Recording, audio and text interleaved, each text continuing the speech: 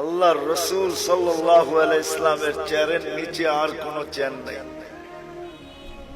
আল্লাহ দুইটা চেয়ারই বানাইছেন, একটার নাম কুরসি, একটার নাম মাকামে মাহমুদ। কিয়ামতের দিন নিয়ে যাওয়া হবে, চেয়ারও লাগানো হবে।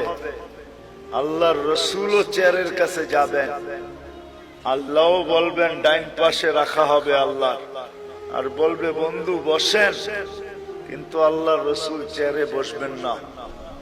প্রতি উত্তরে বলবেন আমি যদি বসি তাহলে আমি যে ভালোবাসি আমার পিপাসিত উম্মতকে যে আমি ভালোবাসি, আমার এই পিপাসিত ভালোবাসার পিপাসিত উম্মতকে কে পানি পান করাবে? বিদায় আমি বসবো না।